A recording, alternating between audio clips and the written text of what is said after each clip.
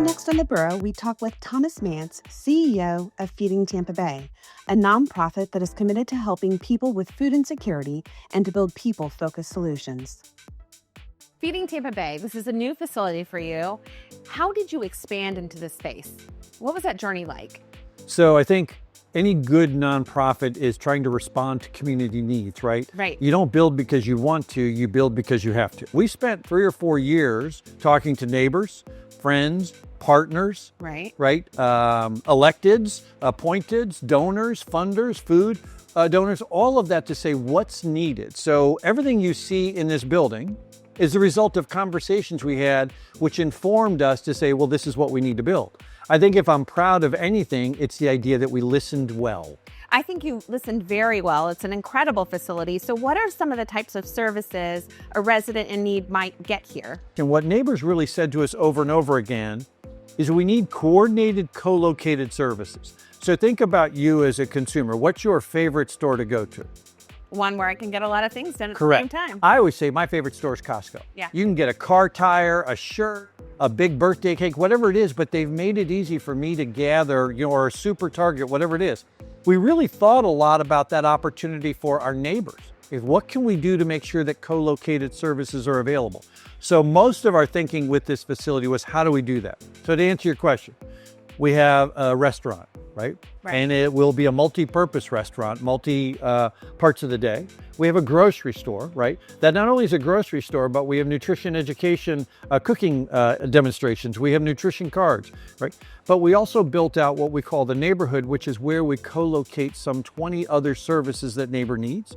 So think about Bay Area Legal Services, Hillsborough County, Metropolitan Ministries, all of that, where someone can come in and get a variety of needs. We also built classrooms for education, and we built a large gathering space so people could come together. You held a fair there just a couple of weeks ago where Hillsborough County was able to bring in, right? So all of that was the vision that when you walk in the front door, you have so many different options available to you. So that as a neighbor, you walk in with a challenge or a problem, and you walk out with a lot of solutions available to you. And I think that's very key, that they can come here and get solutions. Yes. This location allows you to serve how many counties now? Right. So Feeding Tampa Bay takes care of 10 counties. It's a pretty large footprint. There's it's about 9,000 square miles. Right. Very, very Incredible. different. Urban, suburban, rural, a whole lot of different folks. About 5.5 million people, and we had about a million, if not more, access our services on a regular basis. And as you know, because you all offer a lot of service, it's not as sexy a topic to talk about, but this building was built to Category 5 rating.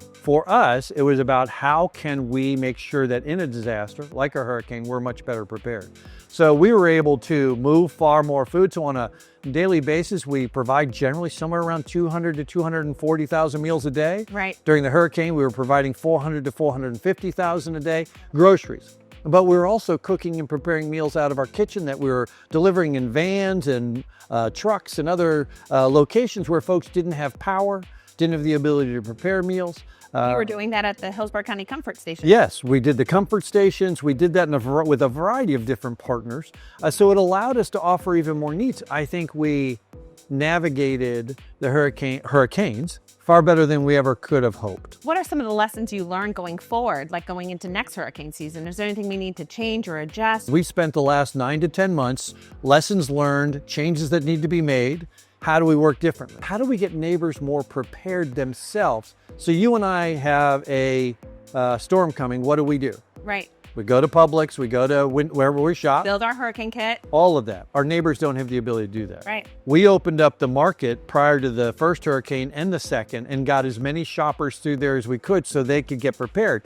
But we're now also talking to some partners to say, can you give us some resources so that we can help neighbors be more prepared in the event of a storm who can't get to a grocery store or can't afford to shop for a hurricane? So we've learned some of those lessons. It's critical for our community, it's critical for our residents, and it's really important that we do that. This is probably the neatest, cleanest warehouse I've ever been in, and I can tell everyone here takes pride. So from the staff to the volunteers, how many volunteers are making this operation a success? So our goal is probably 75 to 80,000 volunteers a year.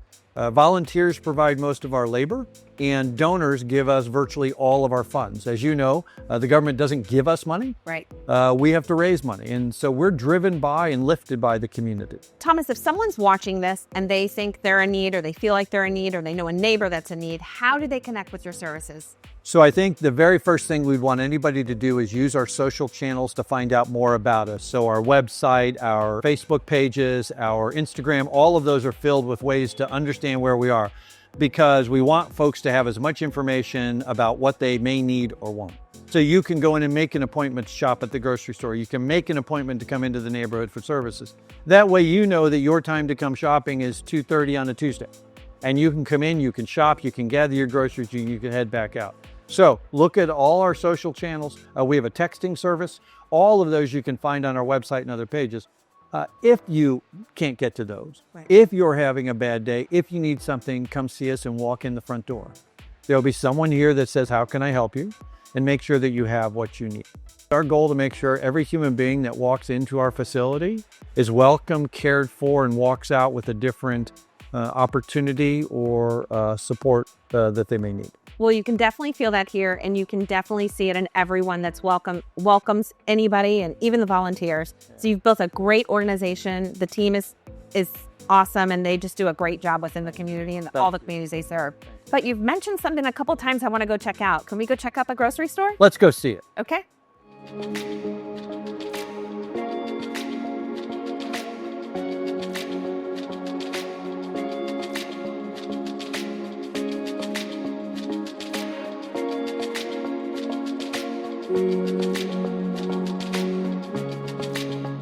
Thomas, this grocery store is incredible. Right. I mean, the fresh produce. Yep. What do residents do? They just come in and shop? We do. So one of the things we want to make sure that happens is your ability to select your own groceries is really important to you culturally, Right. familially. What happens often when people just get a box of food, when you're already in need, you lose a sense of yourself in choosing the things you want. And one of the things we feel very strongly about is the idea that you can choose the items that matter to you. The other thing that's really important about the market is elsewhere you probably see a birthday cake, or you can see some ice cream, because those are important too. Right. But we want most of the food that we provide to be fresh, healthy food, because neighbors that struggle economically, fresh food is often the most expensive. I remember that. I mean, Right. and it's some of the hardest that I remember I did some work, and we went into the inner city in East Tampa, and these kids had never seen a real strawberry. And one of the interesting things about our world is that all of the produce that you see here wasn't usable in a consumer market. So when you look at this, if you and I went to the store, we might not buy this Right. because it just doesn't look attractive to us. It's not as pretty. But it's perfectly good. And for a neighbor that might not otherwise be able to get a sweet potato, this is a terrific opportunity to get that. And so it's one of the key elements of what we want to have happen here. Our goal is health and welfare. And as you and I know, that comes from good nutrition. Right. And oftentimes folks that are struggling to put food on the table have to make difficult decisions. It's one of the reasons why we see more fast food restaurants or other choices that people make, because they're making economic decisions. And as you can see, we have different kinds of products. And You've got a variety. we do. A lot of what we're trying to do is connect people to food in a more positive way, right? Again, when you're challenged economically and some of the options and choices you have become limited, what we want to do is return the joy and value of food. We would say that everything good in life starts around the table. It's true. But part of that is the journey of preparing it, Right. and shopping for it, and all of that matters. Always in the kitchen. It is. Always. It always It is. there. And the grocery store here is our ability to start that journey for some of our neighbors in a much more positive way. Love that Feeding Tampa Bay is here serving our neighbors and for those in need. And you've gone a step beyond and put the people first. And I really like that. So thank you, Thomas. Thank you for having us today. Yeah, we're glad to. I would appreciate being on your show. Thanks for having me. Thanks.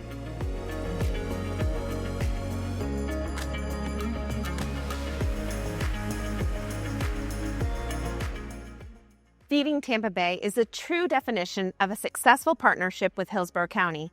Now go out and explore the borough.